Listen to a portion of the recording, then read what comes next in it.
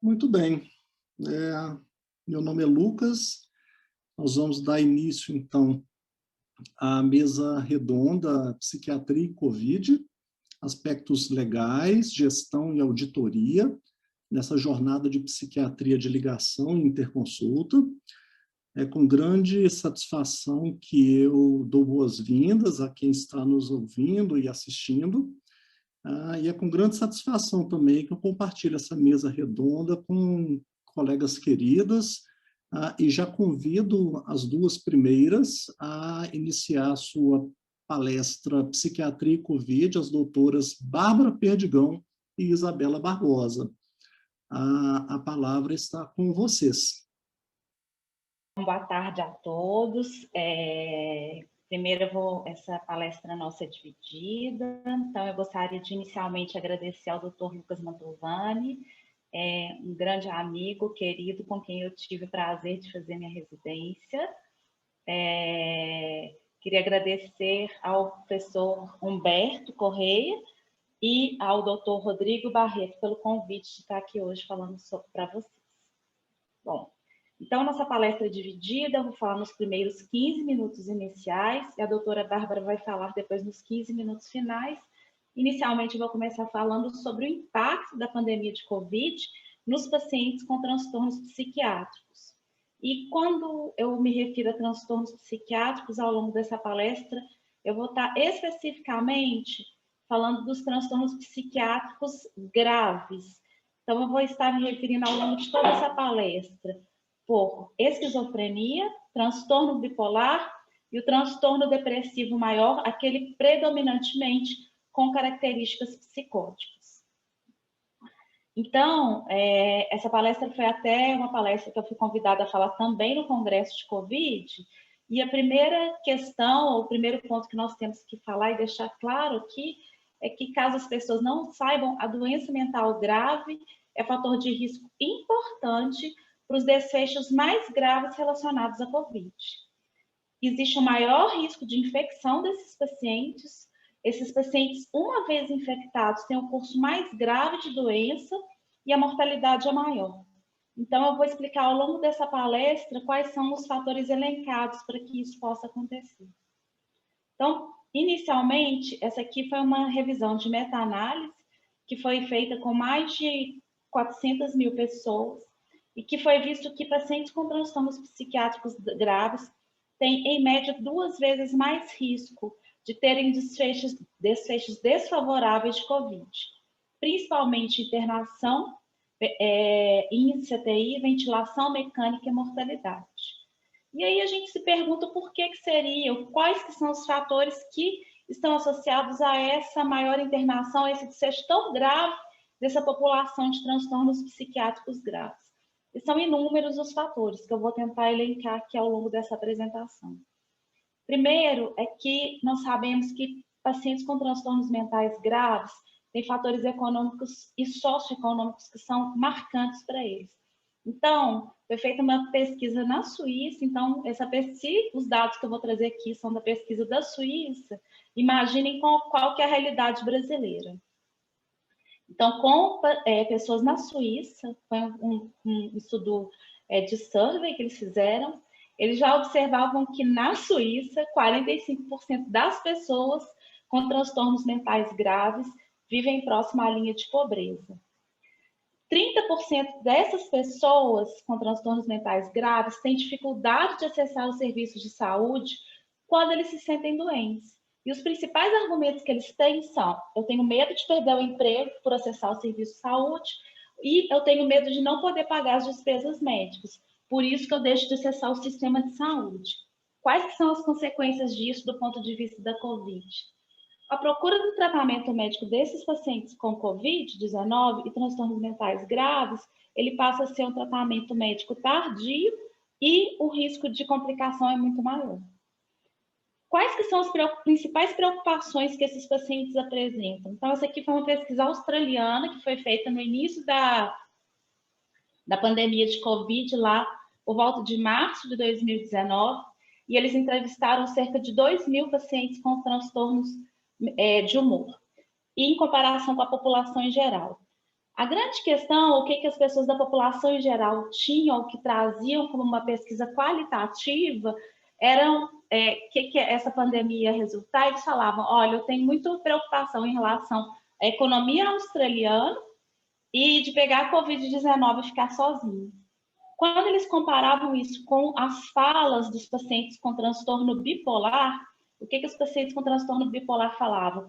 Eu tenho medo, eu tenho receio de não ter mais acesso aos cuidados médicos que eu tinha anteriormente. Eu tenho medo de risco de ficar desempregado e de redução de tempo de emprego. E eu tenho medo das finanças pessoais. Então, enquanto que a população em geral tinha medo de pegar Covid, a preocupação do paciente com transtorno mental grave era outra. Quando a gente fala em isolamento social é considerado uma medida importante, né, de estratégia de não propagação do vírus SARS-CoV-2. Quando a gente começa a pensar nisso, o que a gente já sabe? Que pelo menos 40% dos pacientes com transtornos mentais graves já moram sozinhos. 15% deles já falam que não tem nem com quem conversar. E 35% deles falam que eles se sentem solitários com bastante ou muita frequência. Então, quando se propõe um isolamento social para esse tipo de população, o impacto desse isolamento social nesse tipo de população é muito maior. Então, além do isolamento que eles já vivem, eles são excluídos socialmente, né? O que é altamente prevalente nessa população com transtorno mental grave, o que pode afetar na capacidade deles de receber os cuidados e os apoios necessários quando uma vez que eles estejam doentes, né? Além disso, isso é inevitável a discussão que os pacientes com transtornos mentais graves passaram a ter uma maior dificuldade em manter o acompanhamento psiquiátrico durante a Covid-19. E grande parte dos hospitais psiquiátricos, isso não só no mundo, mas aqui a gente pode ver, essa é uma realidade que foi feita aqui dentro de Minas Gerais, houve fechamento de hospitais psiquiátricos com a desculpa que esses hospitais eles iriam ser para tratamento de pacientes com Covid, foram os hospitais de campanha.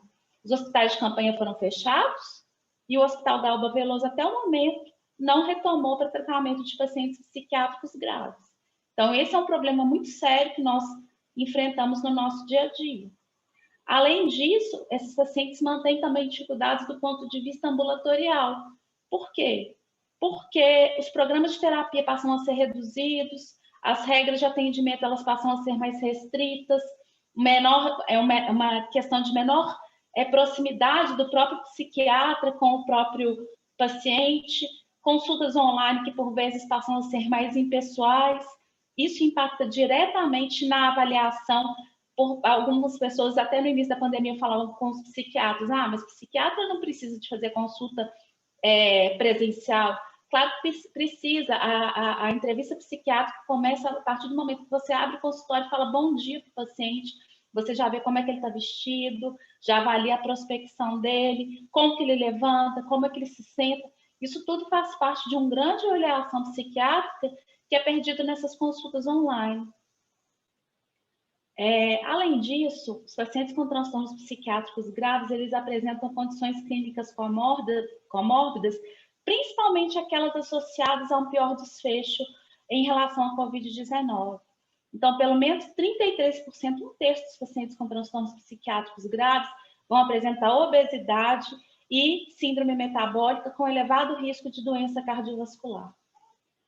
E são as condições que predispõem a maior gravidade e maior mortalidade por Covid-19. Além de tudo, existe o estigma, nós falamos um pouco ontem sobre essa questão do estigma dos médicos clínicos em geral em relação aos pacientes com transtornos psiquiátricos, principalmente os transtornos psiquiátricos graves, e acabam tendo atitudes negativas em relação a esse tipo de paciente, tais como má comunicação, desrespeito à dignidade do paciente e atraso nos procedimentos de diagnóstico e tratamento. Então, tem um atraso no reconhecimento das complicações de Covid-19 nesses pacientes, levando a taxas maiores de internação e mortalidade hospitalar e maior gravidade também desses casos desses pacientes. Além de tudo isso, existem questões neurobiológicas associadas.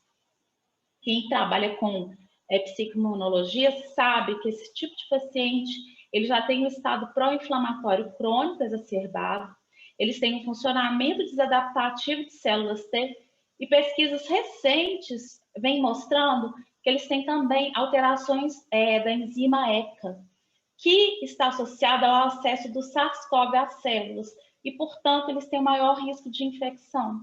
Então, além de tudo, além de todas essas questões fisiológicas, econômicas, sociais, eles, biologicamente, eles estão mais predispostos a terem uma trajetória clínica pior, associada a maior morbimortalidade por SARS-CoV-2. E, infelizmente, né, isso é uma questão não somente brasileira, mas é uma questão mundial que tem sido debatido nas grandes revistas de psiquiatria, que, infelizmente, pacientes com transtorno mental grave não foram contemplados até hoje como critério de prioridade de vacinas. Isso eu já falei no Congresso há mais de um mês, e, infelizmente, o nosso governo federal, o nosso governo estadual e o nosso governo municipal, de forma alguma, colocou ele, sabendo que ele tem um risco 2 vezes maior de morbimortalidade, de colocar ele como regra de prioridade dentro das doenças ou dentro dos grupos elencados para ter vacinação antes. Bom, então era isso que eu tinha para falar, um pouco sobre a gravidade do SARS-CoV, e agora a doutora Bárbara vai falar sobre o efeito do COVID nos trabalhadores de saúde.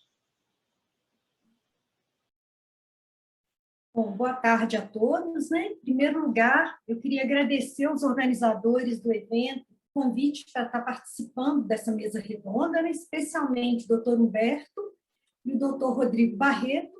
Agradeço também o doutor Lucas, moderador da mesa, com quem eu tive a oportunidade de trabalhar já há um tempo e é um excelente profissional.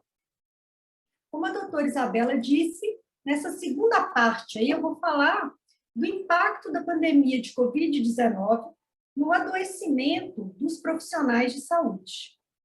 Esse adoecimento mental dos profissionais de saúde, ele foi demonstrado em epidemias virais anteriores à pandemia de Covid-19.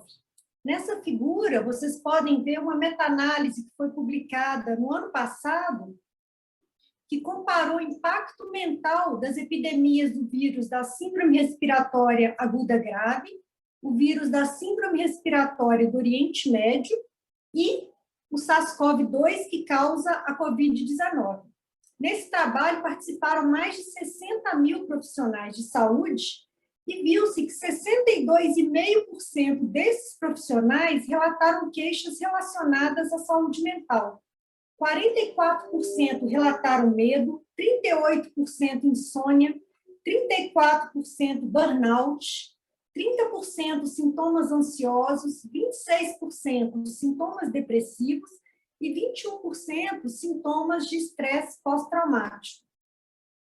O que se conclui desse estudo de meta-análise é que esses 3 vírus que fazem parte da família dos coronavírus, né, eles têm um impacto substancial na saúde mental dos trabalhadores de saúde. Inclusive, o vírus SARS, chamado SARS-CoV-1, né, ele foi relacionado com o aumento de suicídio na população geral.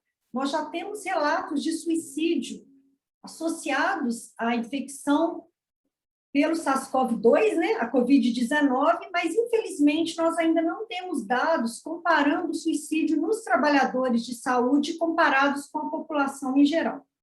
Pode passar, por favor?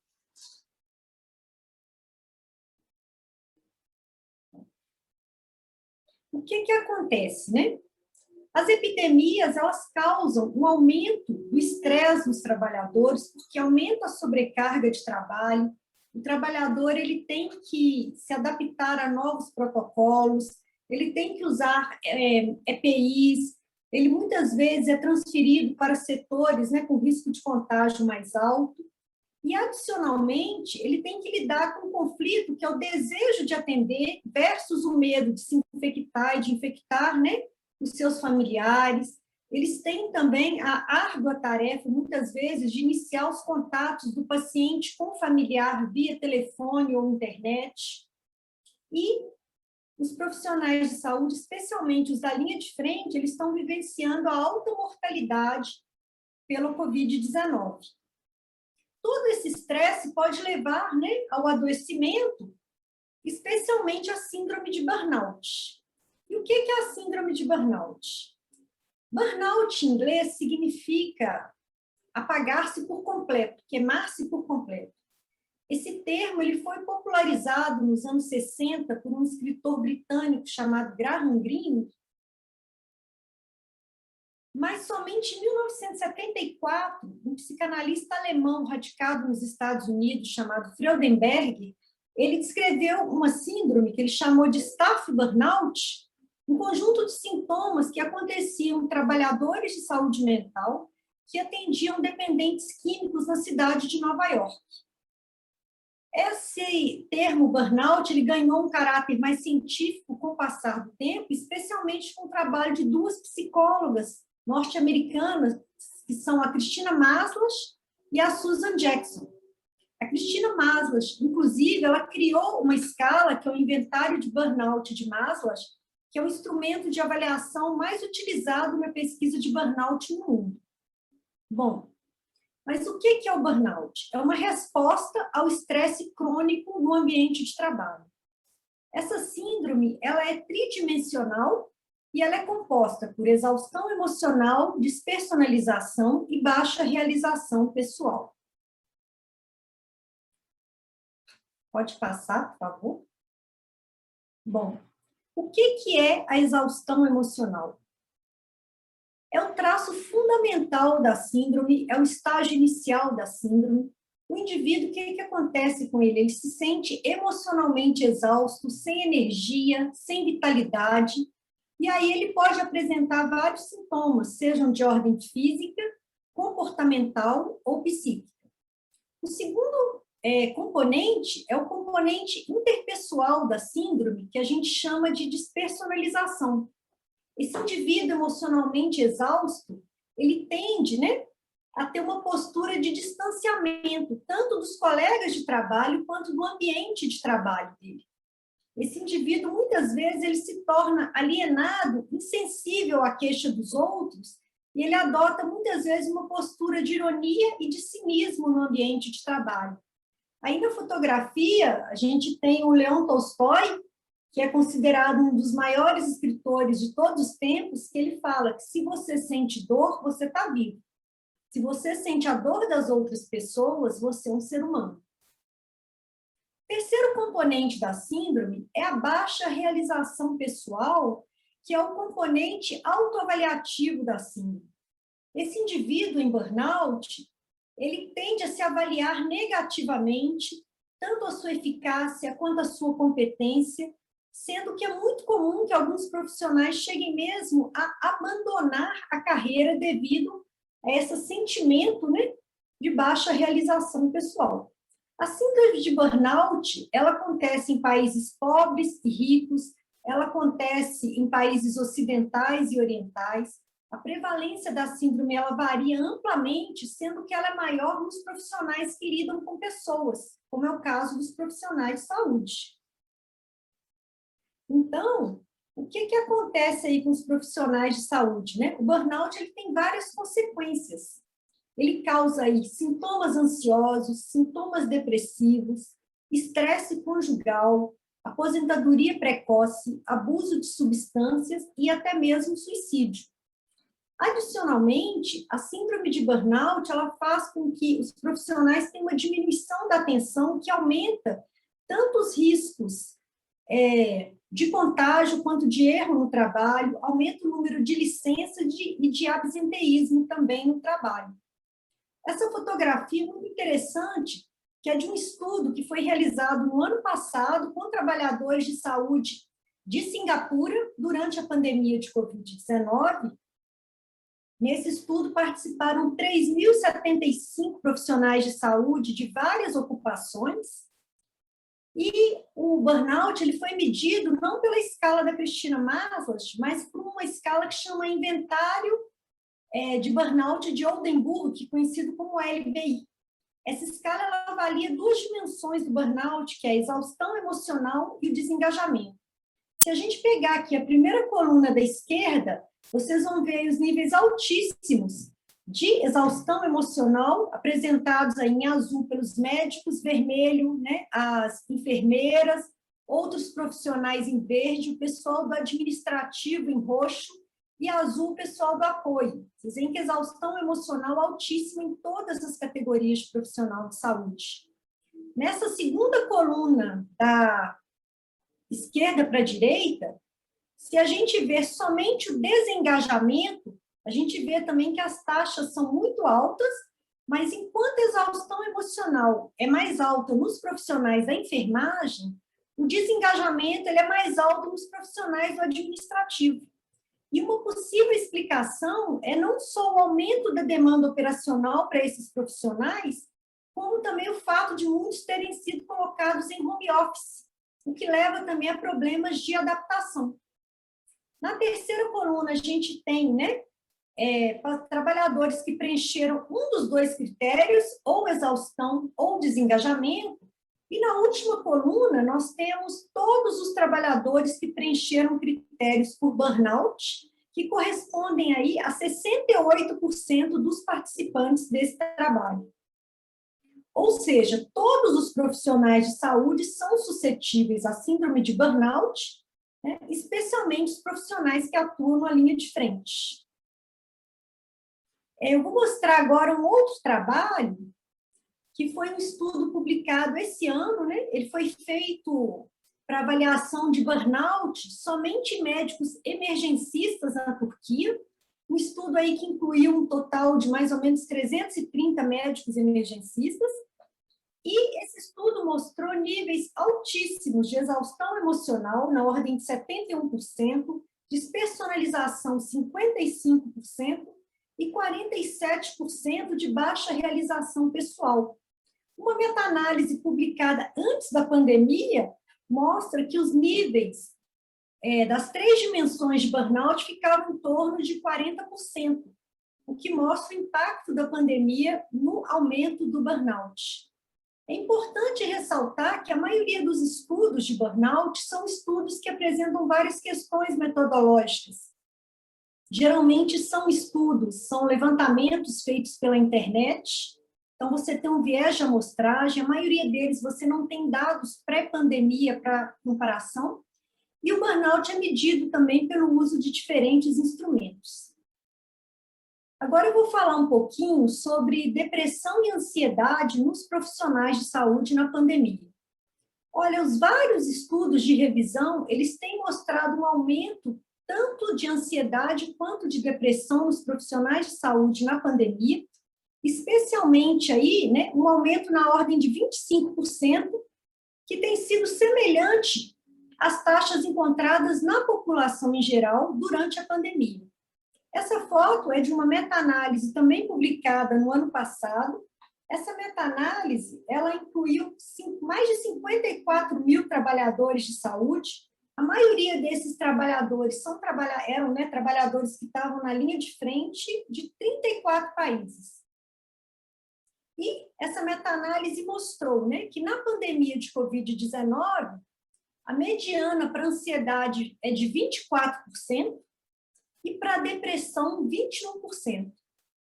E o que é interessante nessa figura é que quando eles falam da qualidade dos estudos, assim como eu falei do burnout, os estudos também de ansiedade e depressão são estudos de qualidade metodológica muito baixa, mas que mesmo assim mostram um aumento da ansiedade e depressão nos trabalhadores de saúde durante a pandemia. Os principais fatores de risco para depressão e ansiedade na pandemia: ser do sexo feminino, atuar na linha de frente do Covid, ter medo de se infectar e de infectar os familiares, sobrecarga de trabalho, ter uma remuneração insatisfatória, o isolamento social e também o fato de se assistir notícias por um tempo prolongado também aumenta a chance de depressão e ansiedade nos profissionais de saúde. Os fatores de proteção: suporte social, ter acesso, né, a recursos de saúde, ter acesso à informação atualizada. Tanto os fatores de risco quanto os fatores de proteção, é interessante que eles são idênticos aos das epidemias virais anteriores à Covid-19. Bom, com relação ao transtorno de estresse pós-traumático, as consequências, né, mentais de experiências traumáticas, elas são relatadas, tem relato anterior ao Novo Testamento. Se a gente pegar o atentado de 11 de setembro nos Estados Unidos, até 23% dos sobreviventes tiveram um diagnóstico de transtorno de estresse pós-traumático. E a pandemia de Covid-19, ela tem sido chamada do 11 de setembro dos profissionais de saúde. Essa figura de uma meta-análise publicada há cerca de 3 meses na literatura, uma meta-análise aí com 97 mil profissionais de saúde de 22 países, e ela mostrando que a prevalência média do transtorno de estresse pós-traumático nos trabalhadores de saúde está em torno de 21%. E quais são as consequências, né, do transtorno de estresse pós-traumático para a saúde mental dos trabalhadores de saúde? Olha, o TEPT ele causa redução da produtividade, piora da qualidade do cuidado, maior chance de erros profissionais. Ele aumenta o risco de comorbidades físicas e psiquiátricas futuras, aumenta também 2 a 5 vezes o risco de ideação suicida, de tentativa de autoextermínio e de morte por suicídio. Os fatores de risco para transtorno de estresse pós-traumático nos profissionais de saúde são ser do sexo feminino, ser jovem, ser da enfermagem, aumenta o risco. E os fatores de proteção, você ter um treinamento adequado, você trabalhar num ambiente estruturado e você desenvolver estratégias de enfrentamento ao estresse.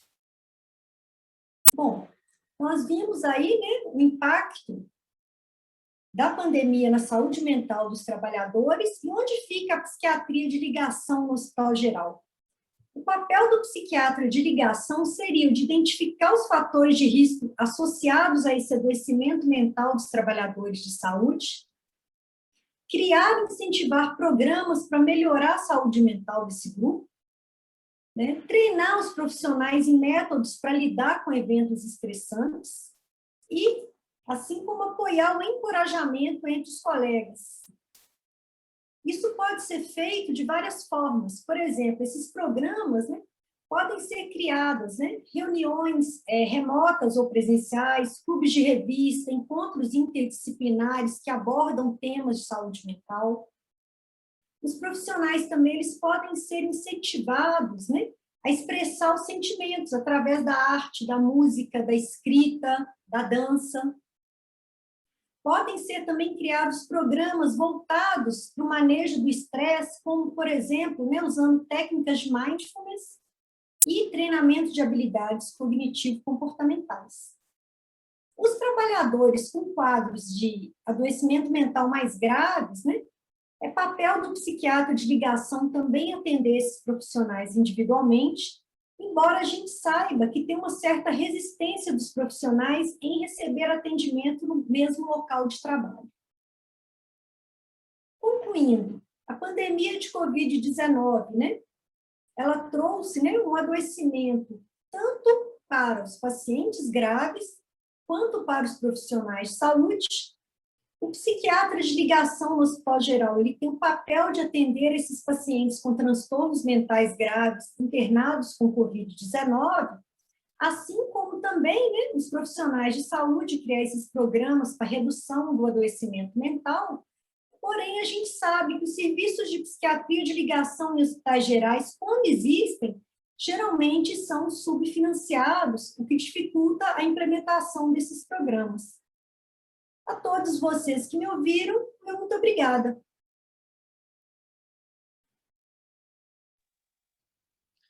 Nós que agradecemos, Bárbara, doutora Isabela, sempre com brilhantismo a apresentação de vocês, e dentro do tempo estipulado pelos organizadores. Então, é um agradecimento duplo.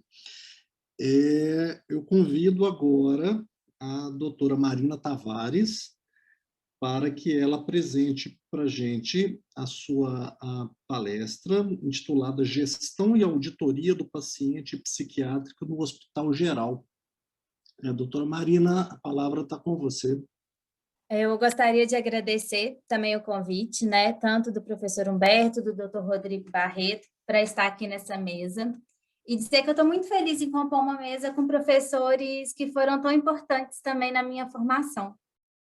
E eu vou falar de um tema que é muito novo na minha vida, ele surgiu há mais ou menos 1 ano e meio, um pouquinho antes do início da pandemia, e que mudou muito os meus conceitos, que é a parte de gestão e auditoria do paciente dentro do hospital geral, né, do paciente psiquiátrico.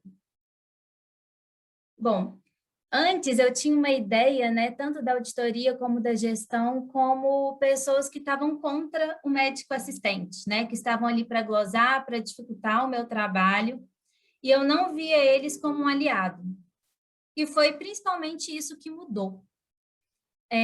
Eu percebi que quando a gente passa a estudar sobre auditoria, sobre gestão, a gente consegue, muitas vezes, até argumentar de uma forma mais eficiente com a gestão para promover avanços, né, no nosso ambiente de trabalho.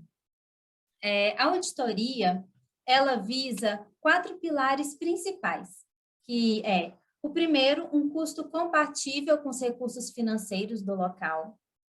O segundo, que é um avanço da qualidade do atendimento, a constante atualização de técnicas e uma segurança assistencial. Isso tudo de uma forma muito bem embasada, né? Através de normas técnicas, de regras de utilização, de tabelas de procedimentos e também de tabelas de procedimentos. Bom, quando a gente vai falar um pouquinho sobre o custo compatível com os recursos financeiros, não adianta a gente querer falar de saúde sem falar de economia, né? A gente sempre tem que partir da ideia de que os nossos recursos nunca serão infinitos. Mesmo no país com melhor desenvolvimento, num plano de saúde que tem um grande aporte financeiro, não adianta, a gente nunca vai poder fazer tudo que a gente almeja, que a gente deseja. Sempre haverá uma escassez em alguma proporção. Então, a gestão desse dinheiro de uma forma eficaz é um dos pontos também muito avaliados no processo de auditoria. Bom, e o segundo ponto seria o avanço da qualidade do atendimento.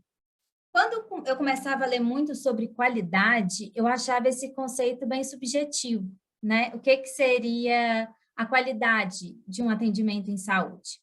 Até que eu fui ver o conceito do médico libanês, Dr. Avetz Donabedian, que estipulou 7 pilares principais para a gente avaliar um atendimento de qualidade. Esses pilares seriam, a eficácia, que é quando a gente visa obter o melhor êxito possível com os recursos que a gente tem. Ou seja, o procedimento X, ele vai levar ao melhor êxito, né, que eu almejo. A segunda seria a efetividade, que é em qual grau de melhorias da saúde esse procedimento, essa metodologia vai me ocasionar. Baixo, médio, alto, qual é a efetividade do que eu almejo? O terceiro seria a eficiência, né, que é a capacidade de se obter os melhores resultados com os menores custos. Então, esse produto, isso que eu quero utilizar, ele é eficiente? Ou existiria alguma outra coisa que seria mais eficiente que ele? Seguido pela otimização, que é um equilíbrio mais vantajoso, né, entre os custos e benefícios.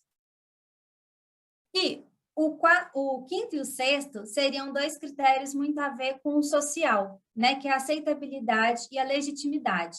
Não adianta nada eu ter um tratamento, uma metodologia eficaz, efetiva, eficiente, mas ela não ser aceita, ela não gerar confiança e credibilidade para aquele paciente, para aquela população. Assim como a legitimidade, né, que baseia-se nas preferências sociais correlacionadas a todos esses itens acima. E, por fim, um dos itens que está muito ligado à questão econômica também, que é a equidade, que é a justiça na distribuição de cuidados e seus efeitos na saúde. Então, assim, dentro dos recursos que eu tenho, eu consigo atender o maior número de pessoas com qualidade, com eficácia, com eficiência? Então, a gente vai avaliar tudo isso para poder buscar uma qualidade no nosso atendimento. O terceiro ponto seria da segurança assistencial. Isso foi uma coisa que, dentro dos meus estudos, antes mesmo, né, de pensar em montar, de escrever a parte do livro sobre gestão e auditoria, ou de montar nessa palestra, era que é muito difícil, tem muita pouca teoria sobre gestão e auditoria dentro da psiquiatria, né? A gente tem, por exemplo, nessa questão dos riscos, gestões de riscos em termos de infecções hospitalares, riscos de queda, protocolos muito bem programados, e na psiquiatria a gente ainda não tem muita coisa. Eu lembro quando eu entrei para a interconsulta, né, do Mater Dei, uma das coisas que o Dr. Rodrigo Barreto tinha conseguido era justamente que as pacientes no pós-parto, que tinham uma hipótese diagnóstica, né, de transtorno depressivo pós-parto, ficassem em uma ala separada, porque aonde era o quarto dessas pacientes era próximo a um vão. E essa mudança fez com que esse outro local, o vão, tivesse uma tela. Isso é promover gestão de risco, mas ainda é muito pouco pensado, né? Não só dentro dos hospitais gerais, mas de uma forma geral na psiquiatria. Essa tabela foi eu e a doutora Thaisa que bolamos para até colocar no livro, né, que foi escrito, que foi, a gente pensou numa gestão de risco de um paciente que é muito comum nos pronto atendimentos, né, em psiquiatria, que são aqueles com tentativa de autoextermínio, heteroagressividade e autoagressividade. Esses pacientes chegam e a gente tem várias coisas a se fazer, né? Uma contenção mecânica, uma contenção química, pensar no ambiente, na capacitação profissional. Mas quando a gente pensa numa contenção mecânica, esse local, esse hospital, ele fornece ataduras e demais materiais adequados para o procedimento? Os profissionais sabem indicar e manejar esse instrumento? O que a gente percebe dentro de um hospital geral que não há muita capacitação dos profissionais para poder fazer uma contenção mecânica, muitas vezes de forma mais eficiente e mais prudente também. Dentro da contenção química, há protocolos elaborados sobre a agitação psicomotora, quais medicamentos estariam disponíveis e quais o tempo de intervalo proposto entre cada medicação. O que se percebe também é que cada psiquiatra, cada médico faz de acordo com a sua experiência, mas não há nenhum protocolo. A ambientação é uma das partes mais críticas, né, dentro de um hospital geral. Esse local onde o paciente vai ser atendido, ele é protegido, possui rede, grades, retirada de instrumentos que predispõem a hétero e autoagressividade. A posição da sala do psiquiatra permite uma rota de fuga. Isso tudo necessitaria ser pensado para evitar tanto risco ao paciente quanto os profissionais que estariam atendendo esse paciente. E, por fim, a capacitação profissional, né? Que a maioria das equipes, tanto de médicos, enfermeiros, técnicos de enfermagem, até mesmo a recepção, ele sabe lidar com esse tipo de paciente. Como é que seria feita uma triagem desses pacientes? Isso tudo entraria dentro de uma gestão de risco. E o que se percebe é que ainda não há um olhar muito grande para esse lado dentro da auditoria na psiquiatria. Bom, quando a gente vai falar de psiquiatria dentro do hospital geral, a gente pode encontrar o psiquiatra em 3 lugares. O primeiro seria na urgência, né, no pronto atendimento. O segundo na internação, numa enfermaria psiquiátrica propriamente dita. E o terceiro na qualidade de interconsultor, que seriam enfermarias clínicas ou cirúrgicas.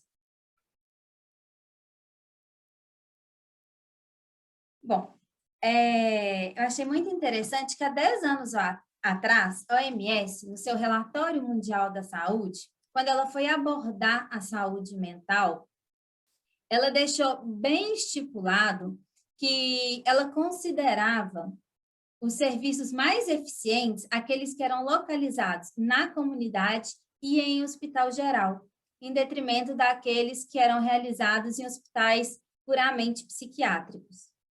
E ela apontava como a principal vantagem dessa mudança, né, a existência de uma infraestrutura compartilhada com a saúde em geral.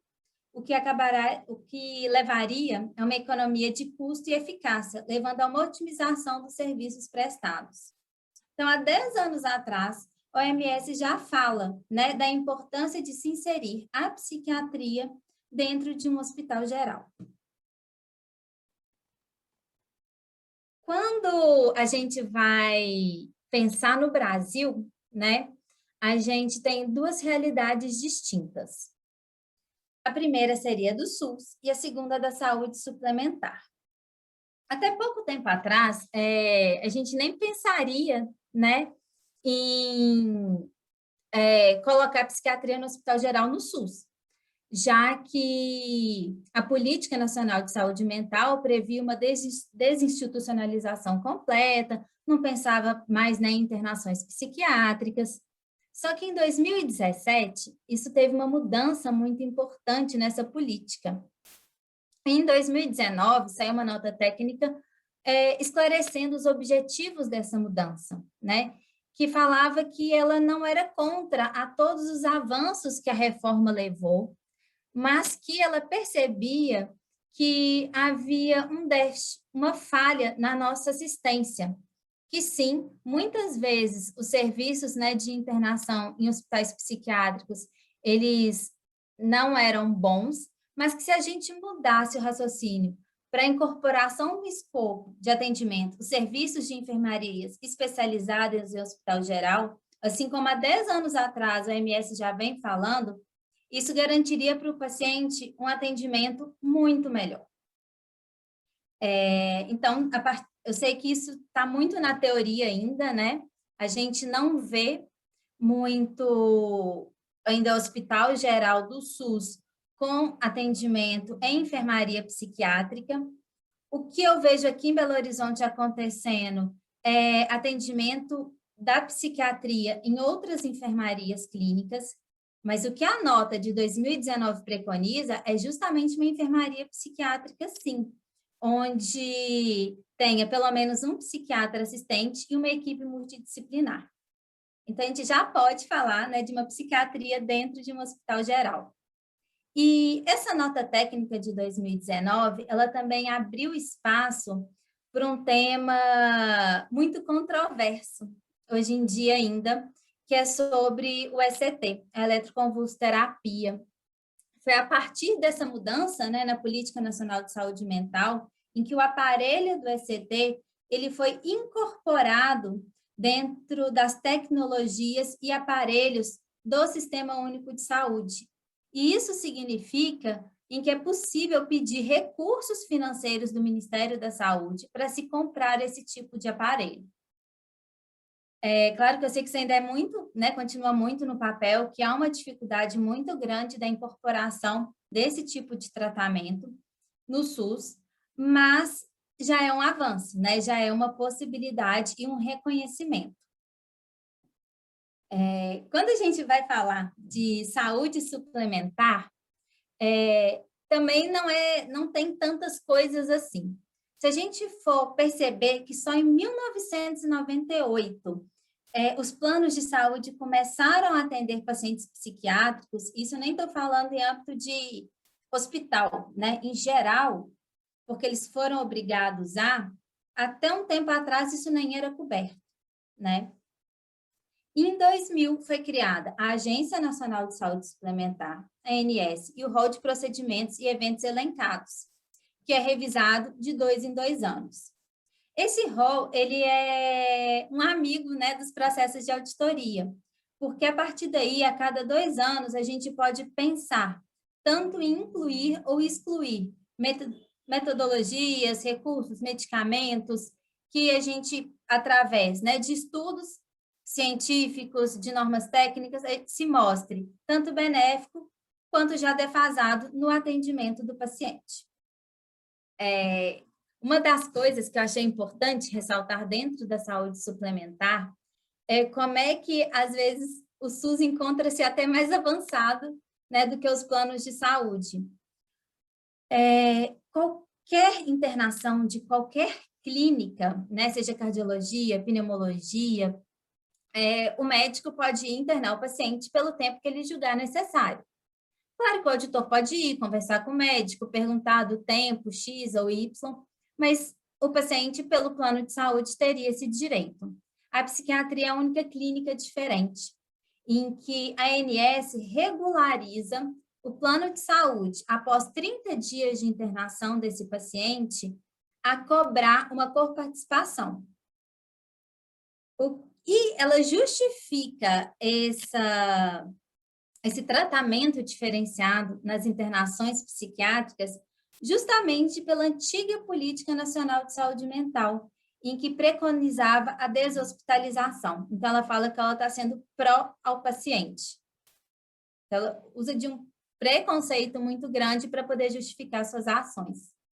E essa mesma ANS, que na última revisão do rol, que saiu agora, recente, né, negou novamente que os planos de saúde sejam obrigados a cobrir a eletroconvulsoterapia, justamente também embasada naquela antiga Política Nacional de Saúde Mental e falando que primeiro teria que se conversar mais sobre ECT, mas não com embasamento técnico e científico. Esses são, né, os 2 pontos principais que a gente tem para poder pensar tanto em SUS quanto em saúde suplementar. E o que a gente percebe é que entender dessas portarias, entender dessas premissas, faz com que a gente consiga conversar muito mais com o nosso gestor dentro do Hospital Geral para melhorar, né, como médicos assistentes, a nossa prática. Por fim, né, também isso foi elaborado tanto por mim quanto pela doutora Thaisa, porque não existe, né, quando a gente foi pesquisar, não se tem uma auditoria especializada para a saúde mental, para a psiquiatria, como é que um auditor trabalharia dentro do Hospital Geral? Ele faria sua auditoria baseado na admissão do paciente psiquiátrico propriamente dito, ou do rastreio daquele paciente que internou por outra morbidade, mas que tem uma comorbidade psiquiátrica. Ele acompanharia, né, tanto a evolução quanto a terapêutica desse paciente. Isso tudo muito por meio de análise de prontuário. Então, né, através dessa análise, a gente vai pegando e vai vendo mesmo, dentro dos pacientes cardíacos, nefropatas, onde é que a gente encontra mais pacientes, e vai elaborando um conceito. E, se for necessário, há também as visitas à beira-leito. A partir daí, a gente avalia também uma adequação da acomodação, que isso é um fator muito importante dentro da psiquiatria e que é pouco levado em conta ainda dentro dos hospitais gerais. Como, né, eu mencionei o caso lá do Mater Dei, que teve essa mudança. Há também o gerenciamento das diárias, né? Isso não só na psiquiatria, mas para todas as clínicas. Uma coisa que é fundamental, que é contactar os prescritores e assistentes. Eu acho que vem muito daí aquele meu preconceito antigo com o médico auditor e com o gestor, né? Antes não havia uma conversa para explicar para o médico assistente o que o gestor, o que o auditor estava pensando daquelas práticas, e nem do médico assistente para explicar qual que era a lógica de raciocínio dele. Então, a gente preconiza muito essa interface. A discussão, né, com esses prescritores e assistentes das opções de condutas oferecidas pelo serviço. E, principalmente, uma ajuda, né, para esse médico assistente no direcionamento para oferecer serviços extra-hospitalares. Pois o que, né, já foi muito percebido é que o paciente, se não há uma integração muito grande dessa atenção terciária do hospital com as atenções secundárias e primárias, a chance desse paciente voltar para o hospital é muito grande. Então, seja através do SUS, ou seja através dos planos de saúde, como é que a gente pode ajudar a encaminhar o paciente, né, para esses serviços extra-hospitalares? Então, esses seriam os pontos principais de uma auditoria, né, dentro do Hospital Geral. Seria mais ou menos isso que eu teria para poder falar. Peço desculpas aí novamente por essa confusão toda aí que eu arrumei. E agradecer novamente a oportunidade de participar. Doutora Marina, muito obrigado pela apresentação. Não precisa pedir desculpas, sua apresentação foi ótima, não teve nenhum problema de tempo, resolvemos tudo certinho. E, como sempre, trouxe temas da maior relevância. Eu já estou fazendo as minhas anotações aqui para uma discussão que eu tenho certeza que vai ser muito rica. Incentivo todos os participantes também a fazerem as suas anotações, se quiserem já ir colocando no chat da nossa sala perguntas para os participantes, para os apresentadores que gostariam de fazer. É uma forma também de iniciar a interação, mas não antes de ouvirmos a doutora Marcela Braga, que vai nos trazer uma aula a respeito dos aspectos legais em psiquiatria de ligação ao longo dos próximos 30 minutos. Doutora Marcela, a palavra está com você. Obrigada, doutor Lucas. Inclusive, foi um capítulo que escrevemos junto, né? Foi muito boa a experiência, é um tema que eu gosto bastante, é instigante, é novo, né? E eu espero que vocês gostem também, assim, foi um trabalho árduo, né? Considerando os aspectos da nossa legislação. E depois eu estou disponível para a gente ampliar as discussões. Tá indo. Então, o tema é sobre a capacidade de consentir, né, no contexto hospitalar. Tem como objetivo revisar os princípios que delimitam a capacidade de tomada de decisão no cenário clínico. E é um assunto muito importante, no sentido de que é pouco debatido, e é muito comum a gente ter os pacientes internados com alterações das funções psíquicas, né? No cenário COVID, eu, pelo menos de forma empírica, na prática, eu pude perceber uma piora, né, da saúde psíquica dos adoecidos, considerando ser uma faixa etária de idosos internados. Então, tanto os idosos internados como consequência, né, de uma infecção por Covid, quanto os idosos internados por si, eu vi muito delírio nesse período, continuo vendo, mas agora um pouco menos, assim, um auge aí maior no mês de novembro, dezembro, eu tive muito atendimento relacionado a isso. É um assunto ainda muito incipiente, tanto no meio da psiquiatria, tão quanto no meio clínico, e a gente percebe isso pelas evoluções, né? Então, os termos utilizados para pacientes que às vezes estão com alguma função psíquica mais do nível de consciência alterada, é confuso, falando nada com nada. Então, são termos ainda genéricos que se utiliza. Existe uma necessidade de desenvolver dispositivos práticos, né, diante da alteração da tomada de decisão. E o envelhecimento da população aumenta a prevalência desse tipo de discussão sobre tomar decisões de tratamento e o escopo da discussão da mesma. A gente tem como premissa, né, que toda capacidade, que todos nós somos capazes de decidir até que se prove o contrário. O hospital geral, ele é um ambiente que abarca inúmeros perfis de pessoas doentes, desde pacientes com transtornos psiquiátricos primários ou não. O declínio cognitivo, ele é um importante fator associado à redução da autonomia e à maior dependência de terceiro para atividades gerais do cotidiano.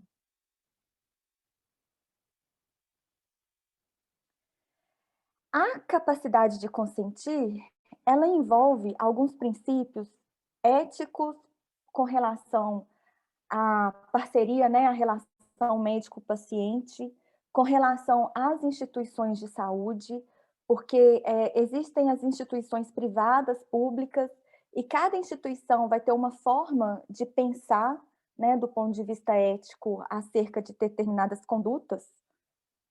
a questão da política, né, o valor que o Estado dá a isso, por mais que de forma mundial, né, nas grandes conferências tentam padronizar de alguma forma, mas a gente percebe que a política, às vezes, ela gira em torno de questões regionais, locais. O conceito de autonomia, que é um conceito muito complexo, principalmente em psiquiatria forense, né, quando a gente tem que lidar com as questões de interdição civil, é extenso, é filosófico, e as interfaces com a lei local. Então, assim, a capacidade de consentir é um assunto que ele envolve aspecto médico propriamente, clínico, né, e várias outras questões, né, éticas, políticas, e eu acho isso de um impacto, assim, que a gente deve, né, ao longo da nossa vida profissional, sempre questionar esses conceitos e pensar mais a fundo sobre. Envolve também o fato de um paciente precisar entender um determinado assunto, reter aquela informação e usar essa informação como parte de um processo de tomada de decisão. Ou seja, ser capaz de fazer escolhas livres. A gente vê que esse processo lógico envolve competências em habilidades cognitivas superiores e que essas habilidades elas são instáveis ao longo do tempo, elas se relacionam com a gravidade da consequência daquela escolha.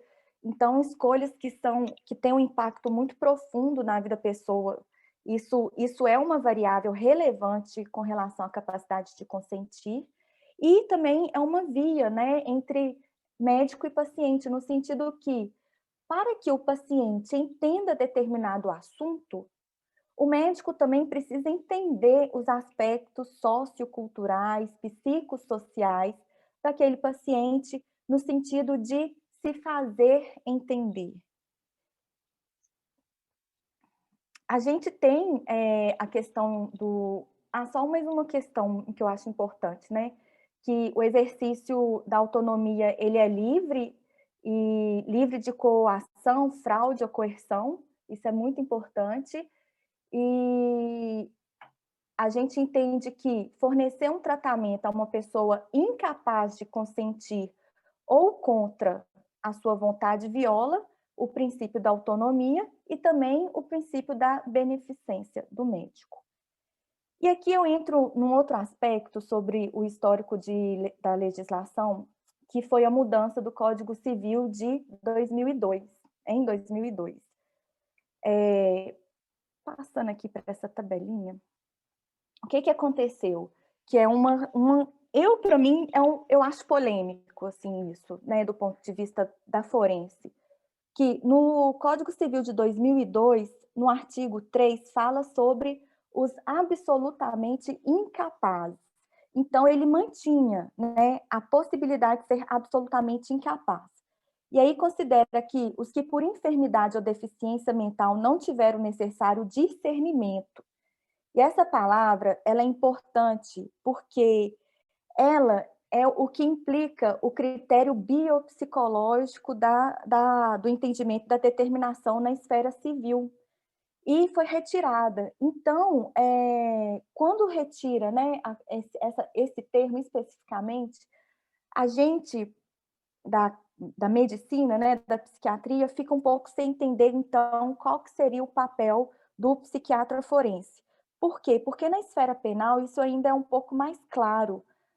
Na esfera penal a gente tem como ponte, né, alicerce principal, o critério biopsicológico, e esse critério nos permite entender que pessoas doentes, do ponto de vista psiquiátrico, podem ou ter não prejuízo no entendimento ou determinação se, diante do fato, está em crise, algum comprometimento psicológico, né?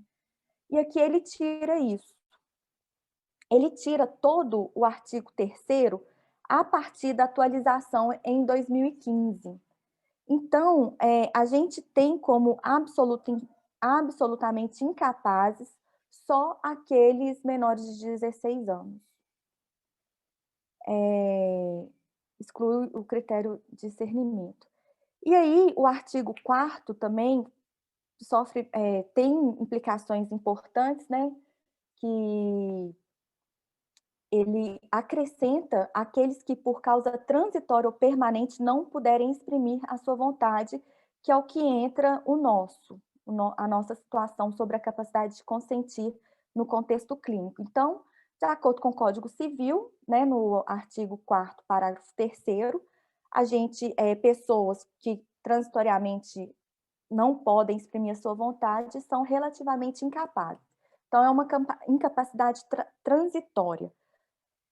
Ao passo que eles tiram, né, a questão do adoecimento e etc., o Código de Processo Civil de 2015 mantém isso e legitima casos de interdição com relação a pessoas com doença mental grave. E aí, quando a gente vai aprofundando um pouco na legislação, existem umas certas questões que não são concatenadas, linkadas, né? E isso fica um pouco delicado, mas a par da questão legislativa, a parte clínica, ela ainda se faz fundamental para a gente construir essa ideia, né? O que é estar incapaz.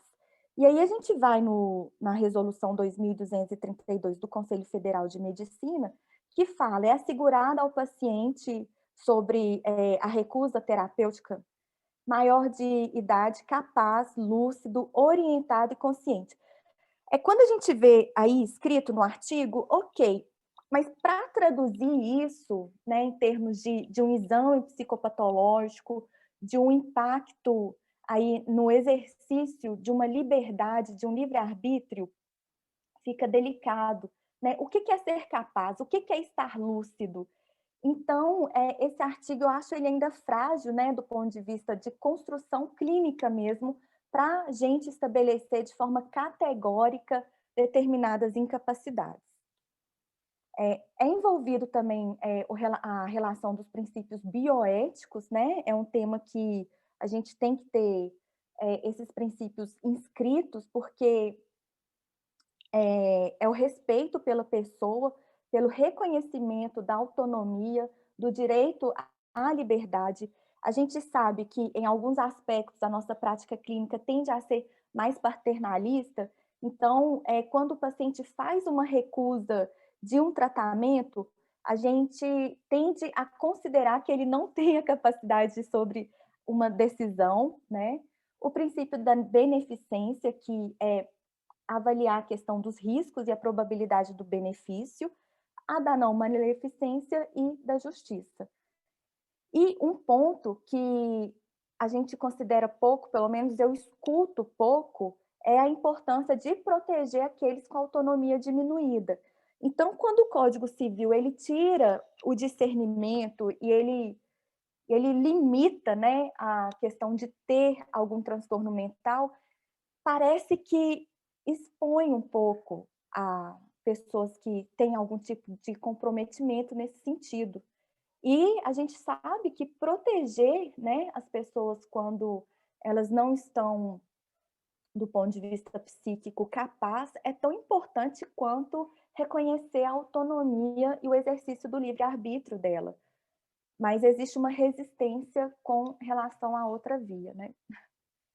Existem dois conceitos, mas são conceitos para delimitar um pouco, só pincelar um pouco o termo, que a competência, né, é um termo utilizado mais no campo jurídico e o termo capacidade é mais utilizado no contexto clínico, sendo resultado de verificação da presença de habilidades cognitivas superiores para a tomada de decisão ao tempo e à hora da mesma. Da mesma forma como eu vejo a questão do delírio, né, no contexto clínico, passa despercebido muito. Como eu disse, as terminologias elas são utilizadas de forma muito genérica, e eu penso que, da mesma forma, a capacidade de consentir segue no mesmo rumo, né, de passar despercebido. Existe, né, essa postura um pouco paternalista em alguns aspectos. Então, o paciente, muitas das vezes, deposita a confiança total, né, no médico e delega ao médico o seu próprio consentimento. 3 a 25% dos pedidos de interconsulta psiquiátrica em ambientes hospitalares é um índice epidemiológico. Ele é muito comum em unidades de internação médica e cirúrgica e pouco comum no contexto ambulatorial. Existem variáveis que são relacionadas ao prejuízo dessa capacidade, que é idade aumentada, questão esperada, né? Comprometimento cognitivo e o fato de um familiar reconhecer que aquele paciente não está tão legal. E isso, de fato, a gente escuta os familiares que ficam mais tempo acompanhando o paciente, eles falam, ele não está ficando bem, mas em determinado horário e etc. Essas variáveis, elas foram amplificadas pela baixa escolaridade, pela presença de doença física. O fato de ter um transtorno neurocognitivo maior, leve ou moderado, pode ou não influir nessa capacidade de decidir, e isso é muito delicado, porque o impacto na funcionalidade, né, de um transtorno neurocognitivo, ele não é diretamente relacionado à modificação da autonomia. E isso é importante, porque às vezes tem prejuízos, né, em determinados locais, em atividades básicas, que não necessariamente implica nesse prejuízo do consentimento. Mas é claro que em fases avançadas o comprometimento habitualmente é a regra. No hospital, infecção e doença neurológica foram mais associadas ao impacto na capacidade de consentir. Essa capacidade, então, né, ela não é global, ela não é estável e ela não é necessariamente atribuível em função somente de um diagnóstico. Os campos da psicopatologia mais relevantes então, consciência, orientação, atenção, cognição, inteligência. Por quê? Porque a autonomia é algo que a gente adquire ao longo da nossa vida, né? Ao longo do viver. A gente vai adquirindo valores, opiniões e vai tomando decisões sobre a própria vida, né? Então, algumas pessoas que têm algum transtorno do neurodesenvolvimento, pode ser que não adquira essa capacidade, né, no decorrer, não aprenda da forma totalmente autônoma. E a gente vai ter também aqueles que tiveram, né, esse aprendizado, mas que mais para frente perdem. Então, quadro psicótico, transtorno neurocognitivo maior e delírio são 3 diagnósticos principais com impacto aí. Porém, existem os estados emocionais, que são as questões psicogênicas, né, de negação, por exemplo. Acontece muito na clínica da oncologia, né, os pacientes eles não percebem totalmente as suas questões de saúde, e as questões psicogênicas, por mais que não tenham, de fato, forma assim, objetivamente orgânica, né, com flutuação da consciência, é muito importante e isso precisa ser avaliado, e as questões também relacionadas à personalidade. A gente tem as crenças que são mais características, as crenças mais características em quem tem alteração da capacidade de determinação, na verdade, capacidade de consentir, ou provavelmente são irrealistas, ilógicas, distorcidas da realidade, são resultado de cognição prejudicada, alterações da emoção ou outras funções psicopatológicas, não estão necessariamente relacionadas a valores ou experiências prévias. São diretamente relevantes para a decisão do tratamento. E aí, esses pesquisadores que são os Appelbaum e Grissom, eu vi que eles mais produzem, né, com relação a isso, eles elencaram 4 dimensões teóricas básicas que o paciente precisa percorrer para fazer a tomada de decisão. Tem um gráfico no capítulo que a gente escreveu que seria primeiro, então, comunicação da escolha. E aí volta a pergunta, você pode me dizer qual é a sua decisão? O que está sendo difícil para fazer a sua escolha? São perguntas que podem ser inseridas, né, a partir de um preparo da equipe clínica, de uma equipe multiprofissional, que ajuda a determinar as pessoas que estão com esse tipo de dificuldade. A compreensão de informações relevantes, né, incentivar o paciente a parafrasear as informações divulgadas sobre a condição médica, sobre o seu tratamento, de falar para ele, dizer com as suas próprias palavras o problema de saúde, o tratamento recomendado, os riscos, os benefícios, os tratamentos alternativos, a apreciação da situação e de suas consequências e a razão das opções do tratamento. Então, tem todo um processo lógico aí, advindo dessas ideias, né?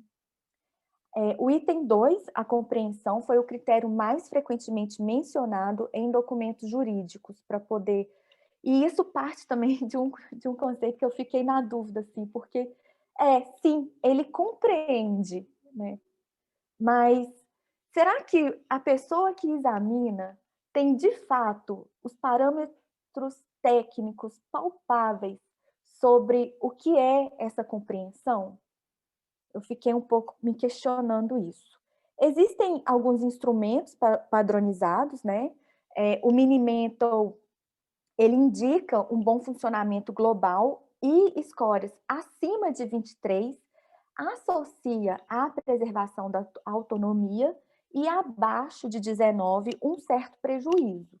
Mas a gente tem que sempre lembrar, né, no contexto sociocultural nosso, o baixo nível de escolaridade da nossa população e que não é sempre diretamente relacionado.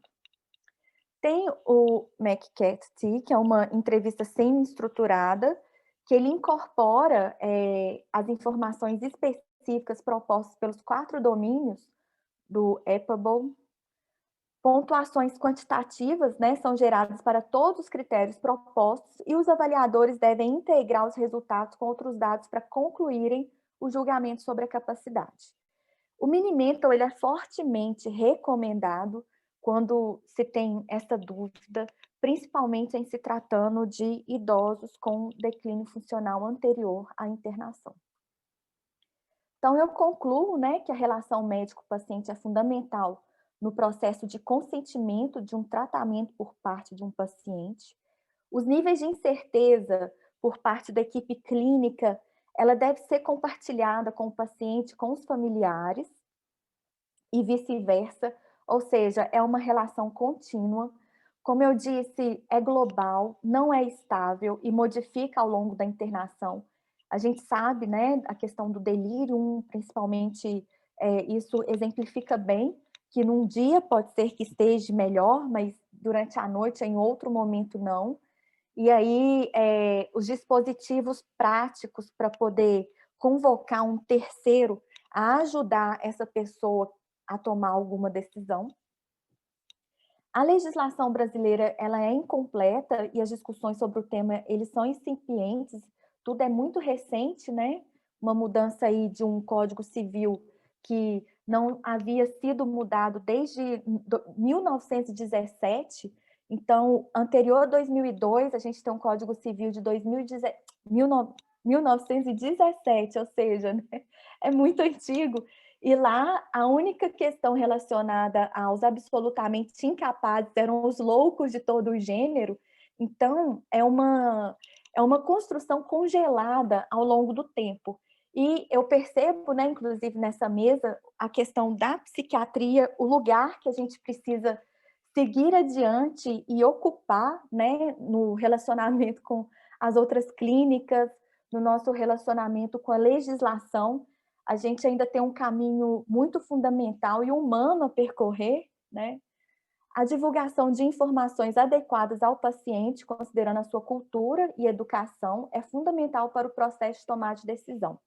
Eu acho que nós, quando formos idosos, pelo menos eu falo por mim, eu vou querer, se eu estiver, né, em condições psíquicas razoáveis, ter meu direito à autonomia, mas se eventualmente eu vou evoluir com o processo de adoecimento, eu vou querer comunicar aos meus familiares e delegar algumas elencar alguns familiares que me protejam na evolução. E isso é algo que a gente não discute, né? Os pacientes, eles começam um quadro neurocognitivo, uma síndrome demencial, e a gente perde o fio da meada dessas discussões jurídicas, dos mecanismos de proteção à pessoa. E é proteção, né? Não é impondo uma restrição. A gente vai proteger essa pessoa até o momento que ela não consiga mais exercer a sua vida civil de forma livre, né? É isso, gostaria de agradecer mais uma vez, obrigada. Muito bem, obrigado, doutora Marcela, pela sua apresentação. E eu vou usar a minha prerrogativa de coordenador da mesa para ter alguns minutinhos de palavra aqui, para tecer alguns comentários sobre o que foi apresentado, e muito bem apresentado. E enquanto eu falo, eu gostaria também de convocar as pessoas que estão assistindo a se manifestarem por meio do chat, para que a gente possa enriquecer ainda mais essa discussão. Eu vou começar de trás para frente. Marcela, e eu vou falar de todas as apresentações de uma vez só, para não me estender muito, e vocês comentem aquilo que vocês acharem que é importante e tudo mais. E começar pelo final mesmo. Marcela, quando você fala que você gostaria de poder opinar sobre o que aconteceria quando você envelhecesse e tudo mais, só lembrando que a legislação brasileira, ela contempla também uma coisa que se chama autocuratela, né? Assim, você, em estado pleno de consciência, de cognição, você exerceu o seu direito de um testamento para aquilo que você gostaria que acontecesse com a sua saúde, se porventura você perdesse a capacidade de opinar a respeito disso, incluindo questões do ponto de vista psiquiátrico, né? Assim, gostaria que eu pudesse ter a oportunidade de ser internado, de receber todos os tratamentos consentâneos às minhas necessidades, etc. Isso é uma coisa que eu considero muito importante, até porque eu considero que, de forma muito bem intencionada, nossos legisladores eles causaram uma bagunça no nosso Código Civil, por meio da Lei 13.146, e isso ela foi aprovada no Congresso em 2015, e teve um vacante legis até 2016, um ano, e nesse intervalo foi aprovado o novo Código de Processo Civil, que já não contemplava o que a lei previa. Então, de fato, nessa época, eu me lembro que eu estava fazendo uma perícia de verificação de interdição, e eu fui fazer uma pequena consulta ao Código Civil, eu quase caí para trás, vendo que os artigos do Código Civil eles tinham sido eliminados do Código Civil, que você muito bem apresentou, e eu comecei a procurar para todo lado o que de fato embasaria o trabalho de um psiquiatra forense num processo de interdição, e comecei a ficar um pouco preocupado com a segurança jurídica dos pacientes. Porque, bom, já não previa mais a interdição absoluta pelas questões de autonomia, de busca por autonomia, e restringia a questão da interdição a um elemento assim, meramente capitalista, digamos assim, a assuntos patrimoniais e financeiros, deixando todo o restante das questões de autonomia sem uma devida proteção, na minha opinião, a esse respeito. Então, de fato, acho que o período é muito complicado para quem trabalha com autonomia, avaliação de capacidade, porque eu acho que existe uma fragilidade legislativa, como você muito bem apontou, sabe? Com relação ao que a Marina nos apresentou, houve um período que eu estive chefe da urgência lá do Instituto Raul Soares, onde eu trabalho até hoje, um lugar que eu gosto muito de trabalhar, sou preceptor da residência médica, e eu fui tentar trazer uma certa organização aos procedimentos de contenção mecânica no leito, Marina. E aí eu fui ao mercado verificar produtos adequados para que nós pudéssemos padronizar isso. E me deparei com uma situação, isso já tem uns 7, 8 anos, de não haver produtos industrializados no mercado brasileiro para devida contenção mecânica no leito.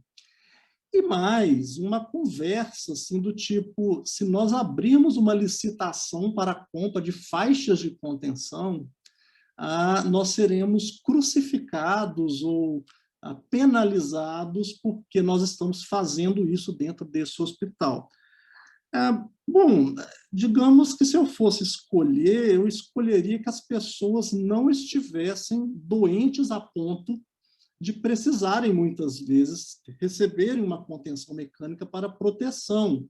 Mas como isso não está muito na nossa escolha, a gente precisa ter, de fato, mecanismos, protocolos, material adequado para que a gente possa ajudá-los terapeuticamente, da maneira correta, conforme demanda protocolos, inclusive internacionais, e isso é tratado ainda de modo assim, muito tímido, né? Assim, o que acaba levando à utilização de materiais inadequados, protocolos que não falam com as palavras corretas as coisas que devem ser ditas, né? Por uma questão até mesmo assim, de você não querer ser associado à contenção mecânica, enfim, essas coisas que a gente vive na saúde mental e na psiquiatria no cotidiano. E as resoluções que você aponta com relação especialmente à existência de leito psiquiátrico e à existência de eletroconvulsoterapia, nada mais fazem do que jus à nossa Lei Federal 10.216, que ela diz que nós precisamos oferecer tudo o que existe de melhor para os pacientes, e isso vinha sendo por meio de uma legislação de portarias, resoluções, abolido de uma maneira ruim, porque me parece que não é necessário, basta fazer bem feito, fazer direito, fazer de uma maneira que respeite direitos humanos e a boa prática médica, a boa prática clínica, né? Então, fico muito satisfeito de ver, por exemplo, hospitais como o Mater Dei tendo a entrada da psiquiatria. Eu, você e alguns que estão na mesa fizemos nossa residência em psiquiatria num hospital geral, que é o IPSENG. Tenho ouvido boas iniciativas como do Hospital Metropolitano, com uma psiquiatria forte sendo trabalhada, enfim. Penso que é um caminho muito virtuoso que está se trilhando nos últimos anos, né? E com relação ao que a Isabela e a Bárbara disseram, Isabela, de dentro do Instituto Raul Soares, nós começamos a observar pacientes com doenças mentais graves, precisando de hospitalização, anos após uma adequada estabilização, a adequada inserção na comunidade, tratamentos na psiquiatria comunitária, com a sua capilarização até nos muito pequenos municípios de Minas Gerais, voltando à necessidade de internação por crise, porque o período da pandemia acabou fazendo com que pacientes que estavam em permanência dia não mais estivessem, porque o elemento de entrar e sair de um serviço foi fechado em muitos municípios, centros de convivência, emprego protegido, né? Assim, home office para pessoas que estão em emprego protegido não é uma coisa muito factível, né? Escolas de inclusão para pessoas que têm retardo mental, as APAES, que ainda assim prestam um serviço muito valoroso, tudo isso ficou muito limitado, né, na pandemia, e é uma coisa da nossa realidade brasileira, e é uma coisa que apareceu muito na prática, de fato. Na outra ponta do processo, pessoas que nunca tinham tido contato com a saúde mental e que era o melhor momento de poder, por exemplo, dar início a um processo de psicoterapia para lidar com o luto, para lidar com transtornos de adaptação, questões familiares, conjugais, que vocês duas apresentaram muito bem, que nessa pandemia foi bastante difícil. A psicoterapia ficou muito restrita. nem todo mundo se adapta ao ambiente online, os colegas psicólogos e os psiquiatras que fazem psicoterapia também não estiveram tão disponíveis em razão da pandemia, é claro, e eu considero isso um grande problema desse período. As duas pontas foram muito prejudicadas, e eu fiquei com uma perguntinha para a doutora Bárbara, quando falou de pessoas nos seus lugares de trabalho, quando precisam de uma assistência psiquiátrica e tudo mais, e que tem um natural constrangimento, enfim, nosso trabalho ele gera questões de receio, de exposição às pessoas. Que estratégias de enfrentamento que as empresas e os hospitais têm tido para lidar com isso e para romper com essas barreiras e dar conta de ajudar os profissionais que tanto precisam, especialmente por estarem na linha de frente? Muito obrigado, eram essas as considerações.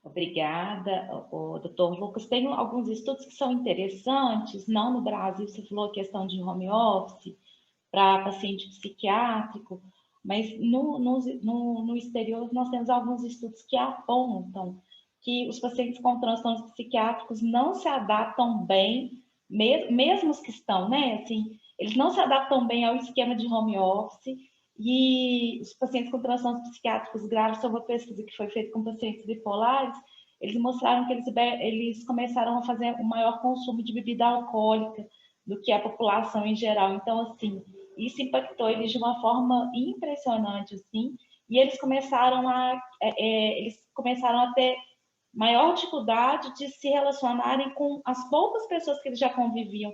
Então, aqueles que já tinham, porque de tudo que eu falei, né, eles já têm um ciclo pequeno de pessoas com quem eles se relacionam. Esses que, assim, se a pessoa tem um pequeno ciclo de relação, com quem ela já foi privada de ter contato, eles passaram a realmente viverem sozinhos. Então, assim, as pesquisas mostram que aquelas poucas pessoas que eles já se relacionavam, que eram as poucas pessoas do trabalho, eventualmente eles não conseguem ter relação com amigos, familiares, que eram as pessoas que eles tinham que sair de casa todo dia trabalhar, eles pararam de ter esse convívio social. E aí o home office foi extremamente danoso para pacientes com transtorno psiquiátrico grave, porque aí realmente aqueles que estavam em trabalho acabaram qualquer tipo de vínculo social que eles tinham com alguém que fosse a parte além deles, assim. Então, realmente isso que você colocou é muito importante, né? Assim, então tem esse outro viés também. Lucas, isso que você falou, né? Sou cria de um hospital geral do Ipseng, e o que me encantou na questão da auditoria foi justamente isso, assim, a possibilidade de, com argumentos técnicos, ajudar o gestor a conseguir uma melhoria dos serviços prestados, né? Várias dessas questões de contenção, eu lembro que eu até já tinha discutido com o Antônio também, que agora está lá na Alemanha, né? Que isso era uma coisa que me incomodava muito, as questões das medicações também, da equipe de enfermagem, da evasão de pacientes, e eu vejo que isso não é levado a sério na gestão global, né? E vivemos num mundo capitalista, então, para as coisas serem levadas a sério, a gente vai, já que é para falar, a gente aprende a falar a linguagem do dinheiro, né? E com a auditoria, como uma pessoa bastante otimista, eu acho que é a forma como eu encontrei de tentar viabilizar essas melhoras. Por isso, assim, não precisa ser um médico auditor para poder pensar em estudar auditoria. A gente, como médico assistente, sabendo um pouquinho, a gente tem mais argumento de autoridade para falar com o gestor, e isso leva a mudança, sabe? Acho que vale a pena, assim, se eu conseguir implantar um pouquinho desse desejo em cada médico assistente, acho que já vale a pena.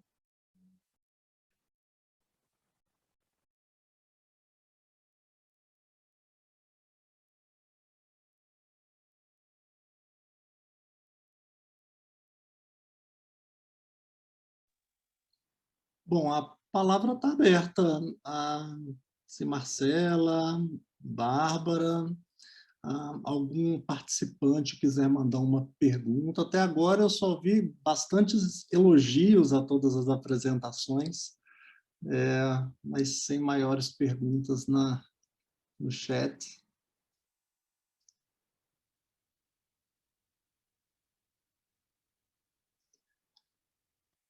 Bárbara, você quer aproveitar para a gente conversar um pouco sobre aquela questão das pessoas na linha de frente, de que modo que os hospitais têm conseguido ajudá-las e as estratégias que estão sendo criadas. Imagino que isso não é uma coisa que veio pronta para a pandemia, né? Assim, está tendo que se trocar o pneu do carro com o carro andando, né?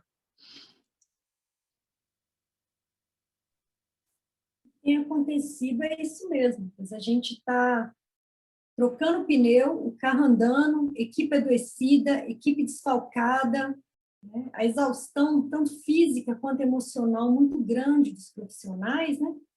E os hospitais, eles têm que criar esses programas para ajudar na redução do estresse.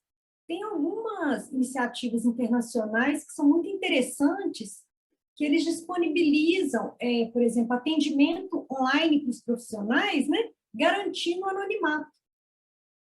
Então, uma forma de que mais pessoas possam, né, buscar ajuda. Essa questão das reuniões clínicas, por exemplo, né, abordando o tema de saúde mental, é uma estratégia boa, é uma estratégia barata, né, que ela pode ser feita ali meia hora no horário de almoço, pode ser remoto, mas que leva a uma maior conscientização e um maior incentivo às pessoas a buscarem ajuda. E quebrar essas barreiras aí de estigma que a gente tanto vê na saúde mental. Os encontros interdisciplinares também são interessantes, né? Discussão de casos clínicos difíceis. Quando você discute em grupo, ao mesmo tempo que você está discutindo o caso, as pessoas também se sentem mais à vontade para expor sentimentos ali, dúvidas. Isso tudo é muito importante. Eu imagino que no ambiente de trabalho, questões relativas ao adoecimento mental, ou até mesmo um certo cansaço, até mais grave o burnout, como você muito bem apresentou, possa haver um receio de que o servidor, o profissional, está, na verdade, se queixando de alguma rotina de trabalho, se queixando de sua chefia imediata, e isso trazer algum grau de constrangimento para a relação de trabalho, né? E acabar não querendo deixar que isso apareça. Eu imagino que isso deva ser bastante frequente, né, Bárbara? Não, com certeza. O IPSENG, há uns 2 anos atrás, a turma de residentes, eles fizeram uma pesquisa sobre o burnout nos médicos, né? Seriam aí antes da pandemia, e uma das maiores preocupações foi garantir esse anonimato, porque as pessoas têm medo de represália, de retaliação, de se expor. Isso é uma questão muito séria. A gente brinca que até na pesquisa é interessante, porque nesses levantamentos online, muitas vezes você manda e-mail corporativo, né, para as pessoas, para elas responderem os questionários. E aí tem uma questão que se acha que as pessoas que têm mais sintomas são aquelas pessoas que tendem mais a responder aos questionários de burnout. Por outro lado, se você pensar em transtorno de estresse pós-traumático, como a evitação é uma característica, acontece o contrário. Os trabalhadores mais traumatizados, para não ter que reviver o trauma, eles não querem participar das pesquisas. Então, você vê os dois lados aí dessa pesquisa.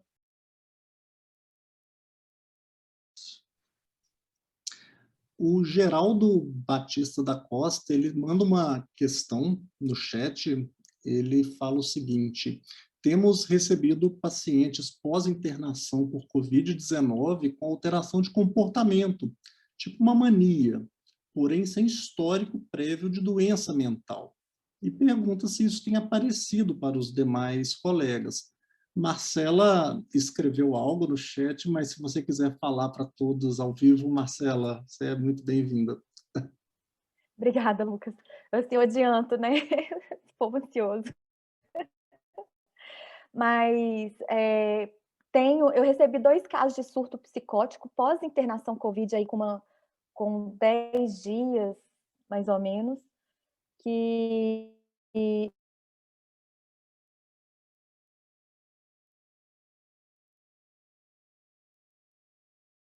propriamente pela reação inflamatória, pela cascata de inflamação que é muito intensa, pelo uso de corticoide de altas dosagens durante a internação. E existem algumas evidências de ter do Covid, do vírus, né, atravessar a barreira hematoencefálica ou por contiguidade, né, via nervo olfatório. Então, existem alterações, assim, várias, que pode resultar aí num surto psicótico, né? Na realidade, ou parece mania, que não... né? Assim, na realidade, a gente não tem evidência ainda que o vírus atravessa ou entra dentro do sistema nervoso central, né? Assim, tem 2 relatos de caso de paciente com Covid já publicados, de paciente com Covid que tiveram uma alteração de exames de ressonância magnética com um maior edema cerebral, mas parece que no líquor não foi constatado o vírus. Então, a gente não pode, pelo que a gente sabe atualmente, é claro que tem que ter uma maior pesquisa, porque a pandemia ainda é nova. Esses pacientes não tinham iniciado o uso de corticoide. Na realidade, eu pesquisei, acho que o Geraldo estava um pouco ansioso por conta disso, ontem fez essa pergunta, e que foi ótimo, que me ajudou a pesquisar um pouco na internet. Saiu um artigo do Lancet em 2020, uma revisão de meta-análise, em que parecia que existiam 7 casos de mania publicados, mas todos associados ao uso de corticoide, assim como a Marcela falou. E agora, depois disso, saíram mais 3 casos, tem 3 relatos de literatura de paciente com Covid e quadro de mania. Um deles era uma paciente que já tinha tido um quadro de mania há 19 anos e depois cursou com um novo quadro de mania, e 2 outros que nunca não tinham apresentado nenhum quadro de transtorno de humor e tiveram uma apresentação de mania que foi necessário e que foi feito o diagnóstico de Covid. Nesses 2 casos, o PCR dele estava alterado, ele descreve lá os exames laboratoriais, esses pacientes não estavam em uso de corticoide, mas deu uma alteração de uma maior edema cerebral nesses pacientes. Então, não dá para a gente falar que realmente tem o vírus, né, que existe um pleiotropismo dos vírus pelo sistema nervoso central, ou que ele passa pela barreira hematoencefálica, isso ainda está sendo pesquisado, mas que tem sim alguma alteração cerebral, existe, porque no líquor não veio o PCR do líquor não veio positivo, então, mas não significa que não exista vírus dentro do sistema nervoso central, né? Assim, a gente sabe que então, no líquor não tem. O que eu vi foi que existem mecanismos mais indiretos, são mais relevantes, né? Mas que teve algumas síndromes neurológicas associadas a isso. E eu lembro de ter lido, sim, só que eu tenho que achar o artigo aqui, que eu não estou com ele na mão, mas falando de uma suspeita, mas eu acho que chegou a achar mais que os mecanismos indiretos são mais relevantes, né? Porque estava tendo muito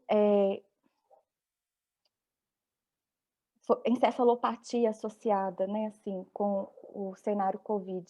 E alguns sintomas neurológicos associados também no contexto de CTI.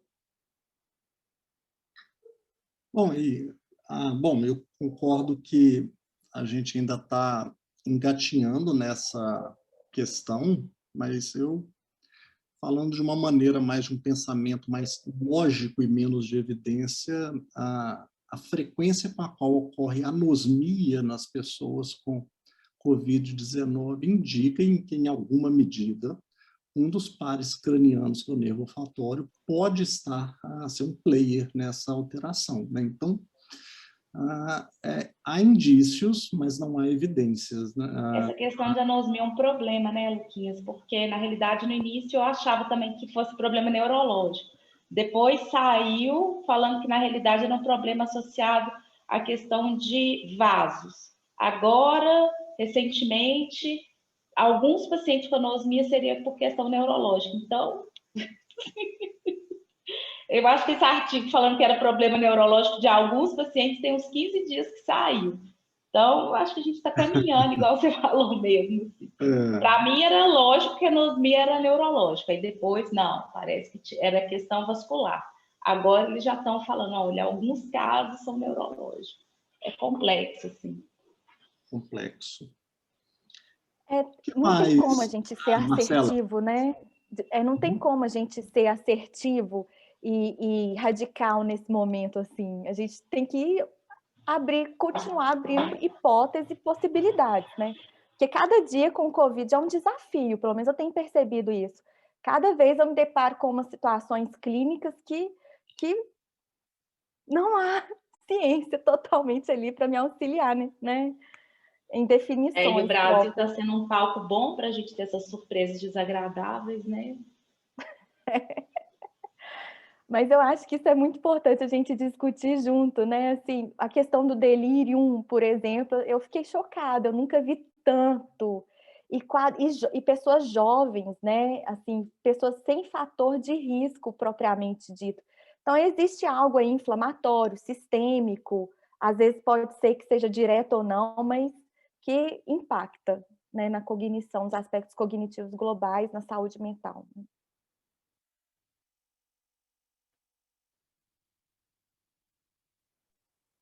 muito bem. Os demais participantes estão bastante tímidos. Em geral, quando isso acontece, que as apresentações foram de fato muito boas. Eu vou levar essa inferência muito a sério para encaminhar para o término da nossa finalização da nossa mesa redonda. Tem um para casa aqui que a comissão organizadora me pediu, deixa eu encontrá-lo. Eu não sou uma pessoa muito organizada, mas para encerrar, eu preciso agradecer e convidar a todos a se inscreverem na Jornada Mineira de Psiquiatria, que vai se realizar em novembro de 2021, e as inscrições vão estar abertas na página da MP, na internet, é mpmg.org.br. No mais, gostaria de agradecer a doutora Marcela Braga, a doutora Isabela Barbosa, a doutora Marina Tavares e a doutora Bárbara Perdigão pelas apresentações. De fato, foi uma mesa muito agradável, muito informativa. São pessoas com quem eu tenho um excelente contato, cada um numa fase da minha vida profissional, e que, mais uma vez, fazem parte de um capítulo dessa vida profissional que eu espero que continue tão bacana, cheio de pessoas bacanas assim. Muito obrigado, gente, e parabéns pelo trabalho que vocês vêm desenvolvendo e puderam apresentar uma pequena parte aqui para a gente. Um grande abraço. Obrigada, Lucas. Até mais. Tchau. Obrigada a todos. Tchau, boa noite. Obrigada, gente, foi ótimo. Obrigada, tchau.